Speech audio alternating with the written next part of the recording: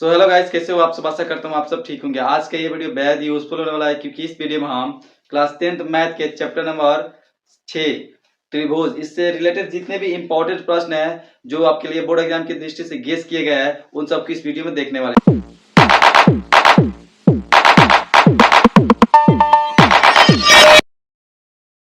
तो चलिए देखते हैं एक नंबर प्रश्न को। एक नंबर प्रश्न में हमारा क्या पूछ रहा है, समबाहु त्रिभुज एबीसी के प्रत्येक भुजा ए इकाई है तो सिद्ध करें कि त्रिभुज का शीर्ष लंब और क्षेत्रफल क्रमशः √3/2 ए और √3/4 ए स्क्वायर होगा। हमको देखिए इस प्रश्न में दिया क्या, हमको समबाहु त्रिभुज दे रहा है और उसकी प्रत्येक भुजा ए भी दे रहा है। तो हमको सिद्ध क्या करना है कि उस समबाहु त्रिभुज का शीर्ष लंब √3/2 इंटू भुजा होगा और √3/4 इंटू भुजा स्क्वायर होगा। तो इस तरह के यदि प्रश्न आपके सामने आ जाता है एग्जाम में तो उसे किस तरह सवाल करेंगे, चलिए देखते हैं। यहाँ पर क्या करेंगे, लिखेंगे एक का आंसर, ठीक है। अब सबसे पहले क्या करेंगे, इस प्रश्न को बनाने से पहले हमको समबाहु त्रिभुज दे रहा है, समबाहु त्रिभुज हमको बनाना पड़ेगा। तो चलिए यहाँ पर बनाते हैं एक छोटा समबाहु त्रिभुज। यहाँ सपोज दैट कि ये जो है हमारा समबाहु त्रिभुज, ठीक है। अब इसके एक नामकरण करते हैं, इसको ए कहते हैं, इसको बी सी, ठीक है। एबीसी मान लिया इसको। अब देखिए अब दे रहा है हमको प्रश्न में जो कह रहे हैं, यहाँ प्रश्न में प्रत्येक भुजा क्या दे रहा है, ए दे रहा है। तो सब सभी की भुजा बराबर होती है समबाहु त्रिभुज की, तो ये भी ये होगा, ये भी ये होगा, ये भी ये होगा, तीनों हमारा ए हो गया है। अब देखिए अब हम क्या करेंगे, यहाँ पे कुछ भाषा लिखने जा रहे हैं, उसको ध्यान से देखिए। यहाँ पे लिखेंगे हम समबाहु त्रिभुज क्या ए बी सी में, समबाहु त्रिभुज ए बी सी में हमारा ए बी जो है वो बी सी के बराबर है, बी सी जो ए सी के बराबर है, तीनों भुजा आपस में बराबर है। तो लिख लेंगे यहाँ पर हम ए बी बराबर बी सी बराबर ए सी बराबर ए, हमारा इतना दिया हुआ है। देखिए ध्यान से, इतना बराबर इतना सब ए हमको दिया है। अब क्या करेंगे, इसमें आगे बढ़ने से पहले, इसको सिद्ध करने से पहले हमको इसमें कुछ रचना करना पड़ेगा। तो रचना हमें करना क्या है, जो ए है इससे हमको बीसी पर लंब डालना होगा, ठीक है। चलिए यहाँ पे एक लंब डालते हैं, यहाँ पर लंब डालेंगे, ठीक है। सो देखिए यहाँ पर जो ए है इसको यहाँ से हटाकर, ठीक है, थोड़ा नीचे लिख देते हैं यहाँ पर, ठीक है। और यहाँ पर हम क्या करते हैं, एम इसका नाम कर देते हैं। तो ए एम लंब हम लोग बीसी डाले हुए हैं, रचना में किया है। यहाँ से क्या करते हैं, हम लिखते हैं रचना, ठीक है। जो किए उसको लिख लेंगे। रचना में क्या किए, ए एम लंब बीसी डाला, ए एम लंब बीसी डाला। तो देखिए जैसे हम लोग इस पर ए से लेकर बीसी पर हम लोग ए एम लंब बीसी डाले हैं, इससे हुआ क्या कि जो ये बीसी भुजा थी, बीसी भुजा ये दो भाग में आधे आधे बट गई है। यानी कहने का मतलब ये हुआ कि ये पहले से पूरी कितनी थी, ए थी, अब ये दोनों आधे आधे भाग में बट गई है। तो ये क्या हो जाएगा, यहाँ से लेकर यहाँ तक a/2 हुआ, और फिर यहाँ से लेकर यहाँ तक क्या हुआ, a/2 हुआ। ये पूरी ए थी, अब दो भाग में बट गई, तो a/2 में बट गई है। अब ध्यान से देखिएगा, तो एम लंब जैसे ही हम लोग बीसी डाले हुए हैं, ये जो बड़ा त्रिभुज था एबीसी अब दो छोटे छोटे त्रिभुज में बट गया, क्या, ए एम बी और ए एम सी में, ठीक है। तो हम क्या करेंगे, तो ये भी ए एम बी, ये भी यहाँ पर देखिएगा, तो ये क्या लंब है, यानी 90 डिग्री को मिला यहाँ पे 90 डिग्री। तो ए एम बी एक समकोण त्रिभुज है और ए एम सी भी एक समकोण त्रिभुज। ये दो जो छोटे छोटे त्रिभुज है इसमें से किसी एक त्रिभुज को हम लोग लेकर चलेंगे। तो यहाँ पर लिखेंगे हम प्रमाण, प्रमाण में क्या लिखेंगे, क्योंकि दोनों समकोण त्रिभुज है तो लिखेंगे समकोण त्रिभुज, समकोण त्रिभुज क्या, ए एम बी में हम ए एम बी लेकर चल रहे हैं, यानी ए एम बी, यानी ये जो त्रिभुज हमारा समकोण है इसको हम लोग लेकर चलने वाले हैं। तो ए एम बी में हमको क्या कर सकते हैं, लिख सकते हैं यहाँ पर पाइथागोरस प्रमेय से, पाइथागोरस प्रमेय क्या होता है, किसी भी समकोण त्रिभुज पाइथागोरस प्रमेय का नियम क्या है, प्रमेय क्या है, कि उसके बड़े भुजा का वर्ग उसके दो छोटी भुजा के वर्ग के योगफल के बराबर होता है। तो इस त्रिभुज में, इस समकोण त्रिभुज में हमको जो ए बी का वर्ग होगा वह बी एम के वर्ग और ए एम के वर्ग के योगफल के बराबर होगा। तो वही हम क्या करें, यहाँ पर लिखेंगे ए बी का square equal to B M का स्क्वायर प्लस क्या, ए एम का स्क्वायर। कितना लिख सकते हैं, एकदम यहाँ से लिख सकते हैं पाइथागोरस प्रमेय से। अब देखिए जो ए बी का मान हमको दिया उसको लिख लेंगे।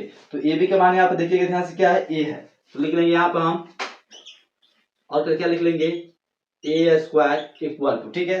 सॉरी यहाँ पर और ना लिखे हम क्या लिखेंगे, हम बड़ा वाला तीर ले लेंगे, ए स्क्वायर क्या हो जाएगा हमारा, बी एम का स्क्वायर। ध्यान से देखिए बी एम कितना दिया हुआ, a/2 दिया हुआ। यहाँ से हम क्या करेंगे, a/2 का स्क्वायर कर देंगे प्लस ए एम कह रहा है, तो ए एम क्या है, ए एम हमको निकालना है। तो यहाँ पर लिख लेंगे हम क्योंकि एम को निकालना है तो एम का स्क्वायर कर देंगे। ठीक है, इतना आ गया। अब देखिए जो ही इतना आया, अब हम क्या करें, इसको तोड़ते हैं। तो ये हुआ हमारा ए स्क्वायर का ए स्क्वायर इक्वल टू ये इसको स्क्वायर कीजिएगा तो ए का स्क्वायर ए स्क्वायर हो गया, 2 का स्क्वायर 4 हुआ, तो ये हुआ ए स्क्वायर बटा 4। अब प्लस एम का स्क्वायर है तो इसको एम का स्क्वायर रहने दीजिए, क्योंकि हमको यही निकालना है। इस त्रिभुज में ध्यान से देखिएगा तो जो एबीसी त्रिभुज है इसमें शीर्षलंब यही ना बन रहा है, एम बन रहा है, तो इसी को हमको क्या करना है, शीर्षलंब ही हमको सिद्ध करना था। तो उसको हम क्या करते हैं, निकालते हैं यहाँ से।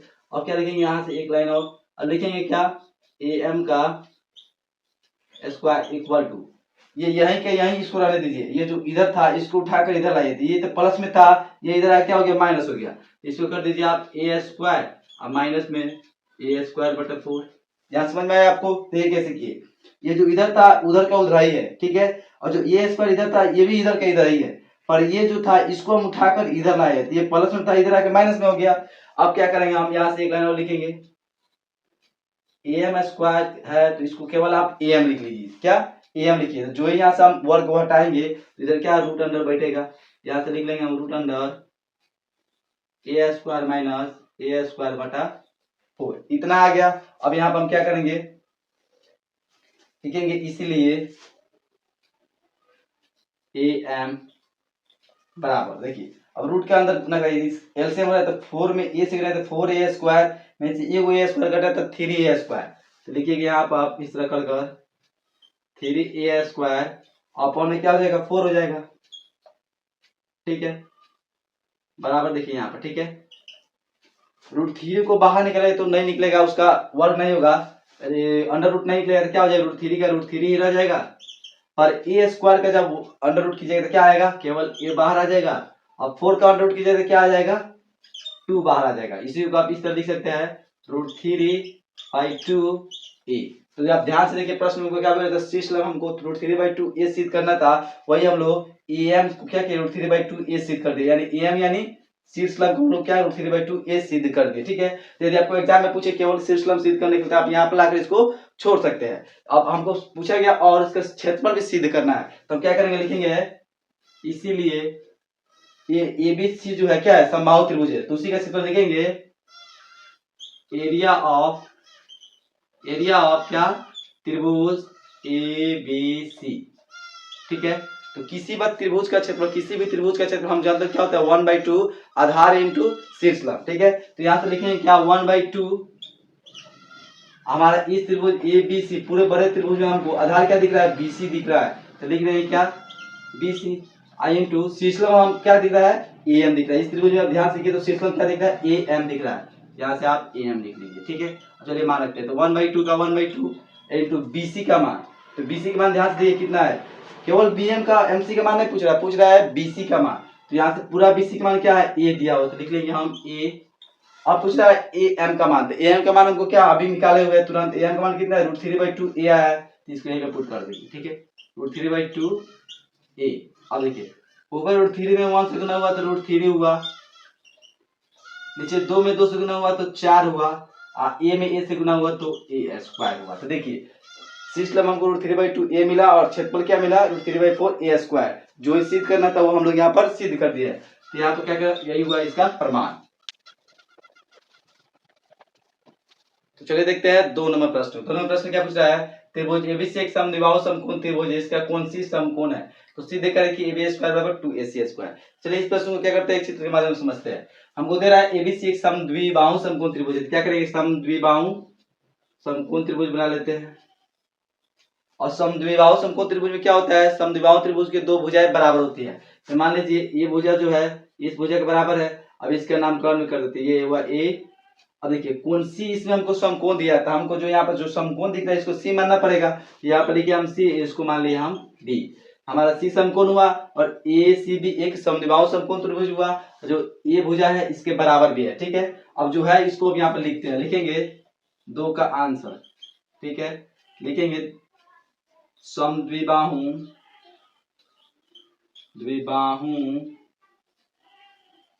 समकोण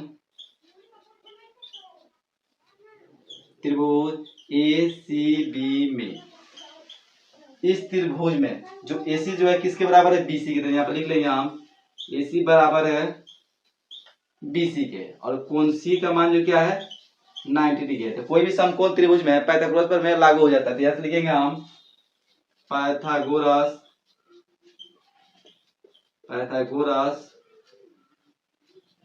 प्रमेय से, पाइथागोरस प्रमेय से ये जो बड़ा त्रिभुज है इसमें कर्ण का स्क्वायर इन दो छोटी छोटी भुजा के स्क्वायर के बराबर होगी। पाइथागोरस प्रमेय यही कहता है। तो क्या करेंगे हम लिखेंगे AB का स्क्वायर जो है किसके बराबर है AC के स्क्वायर प्लस BC के स्क्वायर के। तो यहाँ पे लिख लेंगे हम AC के स्क्वायर प्लस BC के स्क्वायर। क्योंकि हमको सवाल में सिद्ध क्या करना है AB square to AC square बराबर है।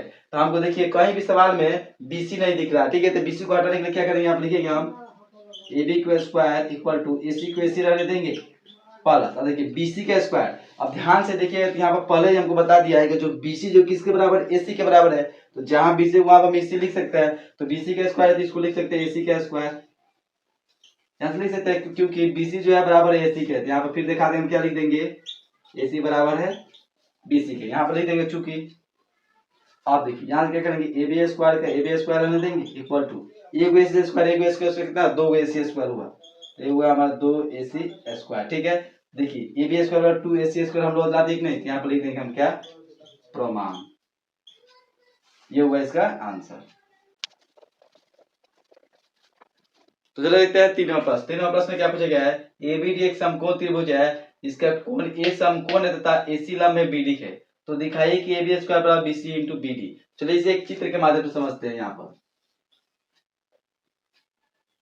ये जो है हमारा एक समकोण त्रिभुज है, उसमें हमको कोण A जो है समकोण मानना है। तो इसको क्या करेंगे हम A मान लेंगे और इसमें एक को B मान लेंगे, इसमें इसको D मान लेंगे। अब इसमें हमको AC लंब BD भी खींचने को बोल रहा है। यहाँ पे क्या करते हैं एक लंब खींचते हैं, सॉरी ये लंब है इस तरह से, इसको हम C मान लेते हैं। तो देखिए AC लंब क्या हुआ BD होगा, जो इसमें किया उसको लिखते हैं। यहाँ पे लिखेंगे हम 3 का आंसर, ठीक है।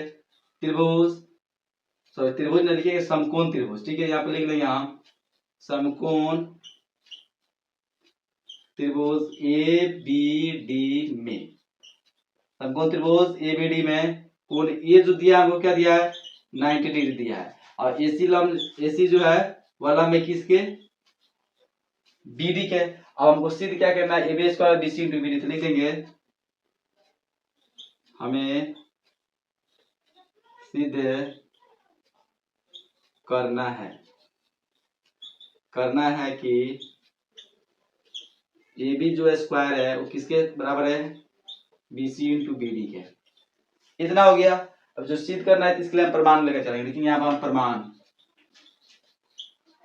ठीक है, जैसे यहाँ लंब खींचा गया है तो ये दो त्रिभुज में बढ़ चुका है। तो हम क्या करेंगे एक बड़े वाले त्रिभुज को और एक छोटे वाले त्रिभुज को लेकर चलते। तो लिखेंगे हम प्रमाण में त्रिभुज ABD तथा त्रिभुज किसमें ACB में, ठीक है। इन दोनों त्रिभुज में हमको देखना है। देखिए ये जो बड़ा वाला त्रिभुज भी इसमें भी कोण A समकोण है, ये जो छोटा वाला त्रिभुज इसमें कोण C समकोण है। तो ये दो बात पहले लिखेंगे हम कोण A जो है कोण C के बराबर है, ठीक है। क्योंकि ये भी 90 ये क्या है दोनों 90 के बराबर है। अब देखिए ये जो बड़ा वाला त्रिभुज है उसमें कोण B और ये छोटा वाला त्रिभुज भी इसमें भी कोण B, दोनों क्या है दोनों में उपस्थित है। तो लिख देंगे यहाँ पर हम कोण B इक्वल टू कोण B, क्या जो दोनों रहते हैं उसे क्या बोलते हैं देखिए बोलते हैं उभयनिष्ठ।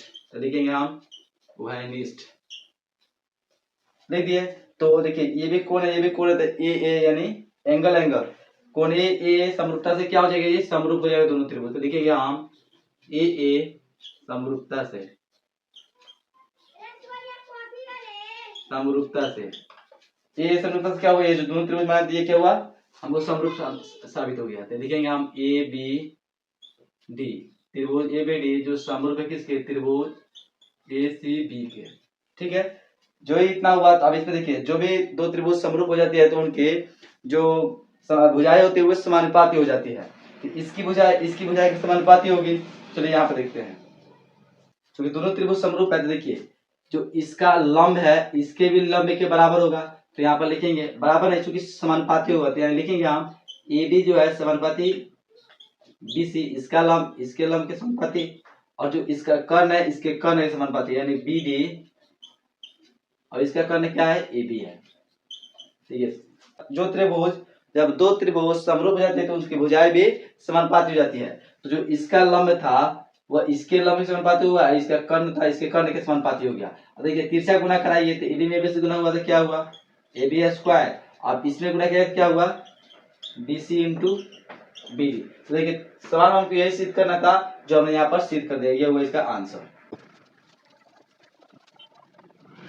चलिए देखते हैं हम 4 नंबर प्रश्न। 4 नंबर प्रश्न में क्या पूछा गया है, एक समलंब चतुर्भुज एबीसीडी में एबी समांतर है सीडी के, उसके विकर्ण एक दूसरे को ओ बिंदु पर प्रतिच्छेद करते हैं, तो सिद्ध करें कि AO बटा OC इक्वल टू OB बटा OD। ठीक है, चलिए इसे किस तरह से बनाते हैं देखते हैं। यहाँ पर हम लिखेंगे 4 का आंसर। ठीक है, अब जो हमको दिया उसको पहले लिख लेंगे यहाँ पर दिया है क्या कह रहा है, लिखेंगे हम ABCD एक समलंब चतुर्भुज है, एक समलंब चतुर्भुज है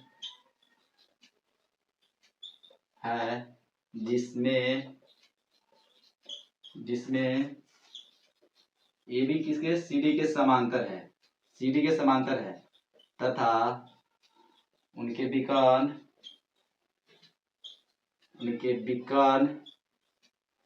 एक दूसरे को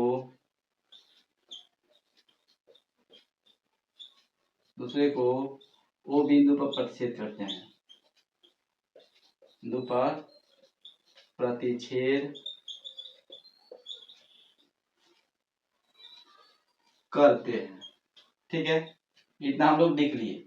तो हमें सिद्ध करना है, तो हमें क्या सिद्ध करना, लिखेंगे हमें सिद्ध करना है कि क्या सिद्ध करना है, तो AO बटा OC इक्वल टू OB बटा OD। ठीक है, तो यहाँ पर लिख लेंगे हम AO बटा OC इक्वल टू OB बटा OD, इसको हम इतना सिद्ध करना है। अब इसके लिए क्या करते हैं, एक चित्र बनाते हैं। तो देखिए समलंब चतुर्भुज कुछ इस प्रकार से होता है। ठीक है, और इसमें कह रहा है जो AB जो है, यहाँ पर AB जो है CD के समांतर है, यानी AB जो है वो यहाँ से CD के समांतर, AB जो है CD के समांतर हो गया, और इसका जो विकर्ण है वो O बिंदु पर प्रतिच्छेद कर रहा है। तो यहाँ से क्या करते हैं, इसको विकर्ण को मिला देते हैं और यहाँ से इसको मिला देते हैं। ठीक है, और इसको O कर देते हैं, यहाँ पर O पर यह प्रतिच्छेद कर रहा है। और हमको सिद्ध क्या करना है कि AO बटा OC इक्वल टू OB बटा OC। यहाँ से क्या करेंगे, लिखेंगे हम प्रमाण। ठीक है, प्रमाण में इन दोनों त्रिभुज को, यानी ये जो ऊपर वाला त्रिभुज है और ये जो नीचे वाला त्रिभुज, इसको लेकर चलते हैं। लिखेंगे हम त्रिभुज AOB तथा त्रिभुज COD में। ठीक है, ये जो ऊपर वाला छोटा त्रिभुज है, ये नीचे वाला ये त्रिभुज, इसमें हम लेकर चल रहे हैं। देखिए इस त्रिभुज में जो ये कोण हुआ और इस त्रिभुज में जो ये कोण हुआ वह एकांतरांत कोण से क्या हुए, बराबर होंगे। तो लिख लेंगे यहाँ से हम कुछ इस तरह से, कोण OAB इक्वल टू क्या लिख लेंगे, कोण OCD, कोण OCD एकांतर कोण से। ठीक है, एकांतर कोण।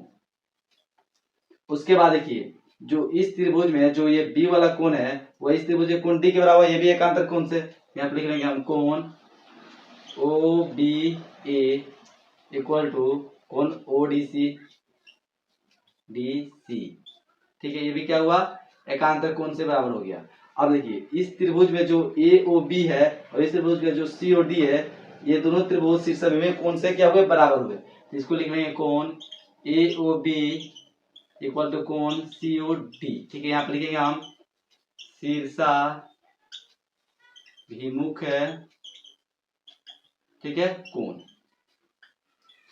तो देखिए इस त्रिभुज में ये तीनों क्या हुए, बराबर हुए। हम लोग कह सकते हैं तीनों कोण है, तो यहाँ लिख सकते हैं ए, यानी तीनों ए समरूपता से ये जो दोनों त्रिभुज क्या हुए, समरूप हुए। तो लिखेंगे हम त्रिभुज AOB समरूप त्रिभुज COD। जो ये दोनों त्रिभुज समरूप हुए थे, दो समरूप त्रिभुज जब जब दो त्रिभुज समरूप हो जाता है तो उनकी भुजाएं क्या होती है, समानुपाती होती है। यानी यहाँ जो है इसको लिख देंगे ए ओ जो है बटा ओ सी इक्वल टू है ओ बी बटा ओ डी के। ठीक है, तो देखिए इतना सिद्ध करने के बाद यहाँ हम लोग सिद्ध कर दिए, हुआ इसका राइट आंसर। चलिए देखते हैं 5 नंबर प्रश्न। 5 नंबर प्रश्न में क्या पूछ रहा है, त्रिभुज एबीसी तथा त्रिभुज डीईएफ समरूप है तथा इनका क्षेत्रफल क्रमशः 9 सेंटीमीटर स्क्वायर एवं 64 सेंटीमीटर स्क्वायर है। यदि डी बराबर 5.1 सेंटीमीटर है तो ए बी ज्ञात करना है। ठीक है, चलिए इसे किस तरह बनाते हैं देखते हैं। आप लिखेंगे हम 5 का आंसर। ठीक है, लिख लेंगे, यहाँ पर दिया है क्या क्या दे रहा है हम उसको लिख लेंगे। सबसे पहले दे रहा है हमको त्रिभुज एबीसी जो है समरूप है किसके, त्रिभुज डीईएफ के। जब ये दोनों समरूप है तो इनकी भुजाएं भी क्या होगी, समानुपाती होगी। हो गया। अब देखिए और क्या दे रहा है हमको, क्षेत्रफल इन दोनों को दे रहा है तो उसको भी लिख लेंगे हम क्या, एरिया ऑफ त्रिभुज एबीसी इक्वल टू कितना दे रहा है 9 सेंटीमीटर स्क्वायर और एरिया ऑफ त्रिभुज डीईएफ इक्वल टू दे रहा है 64 सेंटीमीटर स्क्वायर। दोनों दे रहा है। अब समरूप जब दो त्रिभुज समरूप होते हैं तो उसका एक प्रमेय होता है क्या, कि दो त्रिभुज के क्षेत्रफलों का अनुपात उनके भुजाओं के वर्ग के अनुपात के बराबर होता है। तो वही हम क्या करेंगे, यहाँ पर लागू करेंगे। यहाँ पर हम लिखेंगे इसीलिए एरिया ऑफ त्रिभुज ए बी सी बटे एरिया ऑफ त्रिभुज डी ई एफ। ठीक है, इतना बराबर क्या हो जाएगा, ए बी का स्क्वायर बटे डी का स्क्वायर। ठीक होता लोगों बानू। ठीक है, तब यहाँ से क्या करते हैं, लिखते हैं और देखिए इसका क्षेत्रफल कितना दिया है 9 सेंटीमीटर स्क्वायर, तो लिख लेंगे हम 9 सेंटीमीटर स्क्वायर। और इसका क्षेत्रफल कितना दिया है 64 सेंटीमीटर स्क्वायर, तो इसको भी लिख लेंगे हम 64 सेंटीमीटर स्क्वायर। अब इक्वल एक बात ए बी का स्क्वायर बोल रहा है। ठीक है, तो देखेंगे हम हमको यहाँ पर कितना, ए बी तो दिया नहीं है क्योंकि ए बी ज्ञात ही करना है, तो ए बी को ए बी लेकर चलेंगे। अब पूछ रहा है डी का स्क्वायर, तो डी हमको देखिए यहाँ दिया है 5.1 सेंटीमीटर, तो यहाँ पे लिख लेंगे हम 5.1 सेंटीमीटर का स्क्वायर करेंगे। इतना हुआ। चलिए अब यहाँ पर करते हैं और करते हैं, इसको हमको निकालना है तो इतना बराबर लिखेंगे और ए बी स्क्वायर बराबर, तो ए बी स्क्वायर ऐसे हुआ तो इसमें गुना हुआ, इससे भाग हुआ, यानी 9 सेंटीमीटर स्क्वायर और गुने इसका स्क्वायर कितना आ जाएगा 5.1 इंटू 5.1 सेंटीमीटर स्क्वायर हो जाएगा। अब बटा क्या हो जाएगा 64 सेंटीमीटर स्क्वायर इतना हो गया। और देखिए सेंटीमीटर से 1 सेंटीमीटर आप घटा सकते हैं। अब देखिए और ए बी स्क्वायर को ए बी स्क्वायर होने दीजिए। ठीक है, अब इन सबको लिख लीजिए एक साथ, 9 गुने 5.1 इंटू 5.1 अब लिख दीजिए इधर 64 सेंटीमीटर स्क्वायर यहाँ पे लिख दीजिए। इसीलिए ए बी बराबर, तो यहाँ से स्क्वायर हटेगा तो यहाँ पे क्या चलेगा, रूट चलेगा, लिख लीजिए। अब 9 को कुछ इस तरह से लिख सकते हैं हम 3 गुने 3 और ये है 5.1 पहले 5.1। ठीक है, ये हुआ हमारा 8 गुने 8, 64 को हम 8 गुने 8 लिख दिया है। यहाँ पे अंदर में क्या है सेंटीमीटर स्क्वायर है। अब इसमें से क्या हुआ एक 3 बाहर आया और इसमें से क्या हुआ एक 5.1 बाहर आया और नीचे से क्या आया 8 बाहर आ गया और 2 सेंटीमीटर स्क्वायर था तो 1 सेंटीमीटर बाहर आ गया, तो इतना हो गया। अब देखिए इसमें हमको गुना करना था, 3 एकम 3 और 3 पचे 15 इतना अब बटा 8 है सेंटीमीटर। अब इसको आप कटाइएगा तो कितना मतलब कटेगा 1.9 सेंटीमीटर। ठीक है, यानी 1.9 जीबी मतलब में कटेगा। तो इसका जो हमको ये भी ज्ञात करने को बोल रहा था उसको हम लोग इतना ला दिए, ये हुआ इसका राइट आंसर। तो चलो देखते हैं 6 नंबर प्रश्न को। 6 नंबर प्रश्न में क्या पूछा गया है, एक त्रिभुज एबीसी का त्रिभुज डीईएफ समरूप है जहां एबी बराबर 12 सेंटीमीटर तथा डी बराबर 13 सेंटीमीटर है। तो त्रिभुज एबीसी और त्रिभुज डीईएफ के क्षेत्रफलों का अनुपात ज्ञात करें। ठीक है, चलिए इसे किस तरह बनाते हैं देखते हैं। यहाँ पर लिखेंगे हम 6 का आंसर, जो दिया उसको लिख लेते हैं। दिया है क्या ये दोनों समरूप है तो उसको लिख देते हैं त्रिभुज एबीसी समरूप है त्रिभुज डीईएफ के। ठीक है, ये दोनों समरूप है और हमको क्या दे रहा है ए बी जो है 12 सेंटीमीटर और डी जो है 13 सेंटीमीटर, इतना हमको दिया है। अब जानते हैं कि जब दो त्रिभुज समरूप है तो हम लोग जानते हैं कि दो त्रिभुज के क्षेत्रफलों का अनुपात उनके भुजाओं के वर्ग के अनुपात के बराबर होता है। वह भी हम यहाँ पर लिखेंगे, यहाँ पर लिख लेंगे। इसलिए एरिया ऑफ त्रिभुज एबीसी बटे एरिया ऑफ त्रिभुज डीईएफ, ठीक है, ये किसके बराबर होगा? इनके भुजाओं के वर्ग के बराबर होगा, यानी AB का स्क्वायर बटे DE का स्क्वायर, इतना के बराबर हो गया। अब यहाँ से देखिए, इसको हम कुछ इस तरह से लिख सकते हैं, AB बटे DE, दोनों स्क्वायर है तो इसको इस तरह से स्क्वायर में लिख सकते हैं, तो इतना हो गया। अब यहाँ से क्या करेंगे, इसका मान हम रखेंगे, यानी AB का मान क्या रहता है, यानी 12 सेंटीमीटर, और DE का मान कितना है, 13 सेंटीमीटर। इनका स्क्वायर करा तो स्क्वायर करेंगे, और देखिए सेंटीमीटर से सेंटीमीटर यहाँ कट गया। चलिए यहाँ पे करते हैं, 12 का स्क्वायर यानी 144, 144, 13 का स्क्वायर यानी 169, ठीक है, इतना आ गया। तो इतना बटे इतना है, इतना इतना तो यहाँ पे लिख लेंगे।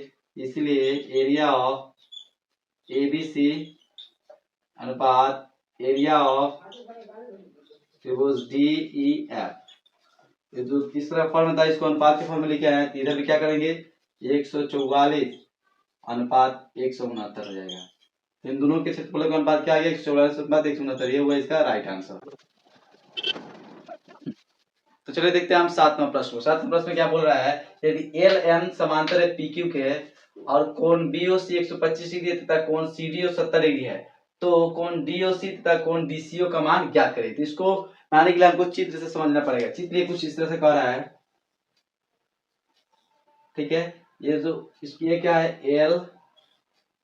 LM, ठीक है, ये हुआ PQ। देखिए LM जो है समांतर है PQ के, तो LM हम PQ के समांतर लिख दिए, और इसमें क्या कर रहा है, कुछ इस तरह से और कुछ इस तरह से, ठीक है। अब इसको मानिए, इसको A मान लीजिए, इसको B, इसको C, इसको D, और इसको अब क्या करिए, O मान लीजिए, O मान लिया है, तो इतना हो गया। अब देखिए इसमें जो जो कर रहा है उसको देखेंगे। अब कर रहा है हमको क्या, कोण BOC 125 डिग्री दे रहा है, देखिए कहाँ पे BOC, ये जो कोण है हमको कितना 125 डिग्री दिया हुआ है। और उसके बाद कोण CDO कितना है 70 डिग्री, यानी CDO, यानी ये जो कोण है हमको 70 डिग्री दिया है, हमको निकालना क्या है, DOC DCO निकालना है, ठीक है, यानी DOC ये कोण, DCO ये कोण निकालना है, ये हो गया। तो इसके चलिए अब बनाते हैं, यहाँ लिखेंगे हम 7 का आंसर, ठीक है।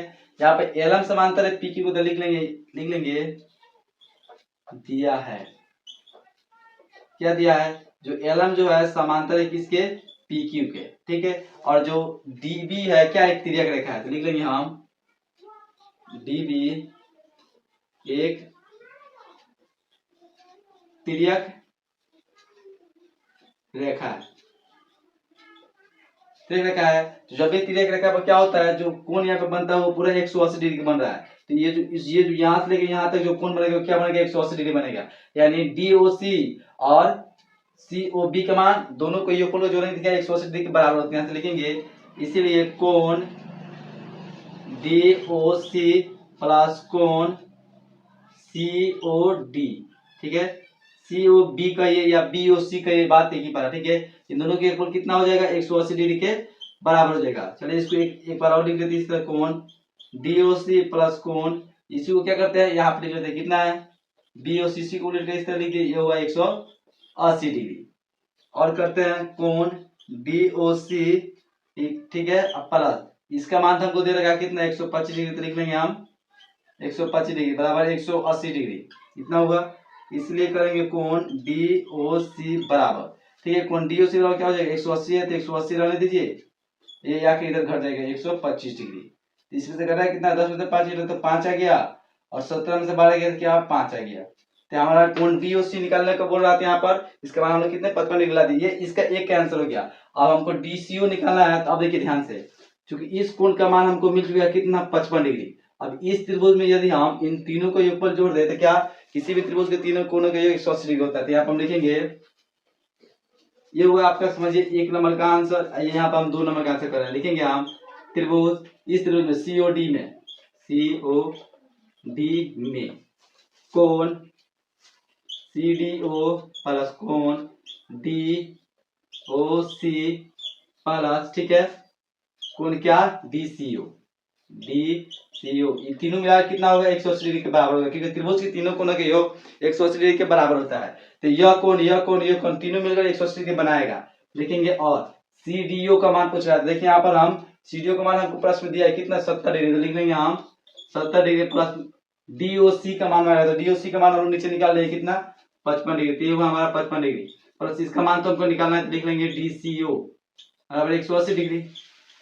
और करते हैं इन दोनों को जोड़िए तो आप कितना हो जाएगा 70 50 120 125 डिग्री, तो वो आपका 25 डिग्री प्लस कोण DCO बराबर 180 डिग्री, कितना हुआ। इसीलिए कोण DCO बराबर क्या हो जाएगा 180 डिग्री माइनस 125 डिग्री, ये इधर आकर घट गया, ये कितना आया आपका आया 55 डिग्री।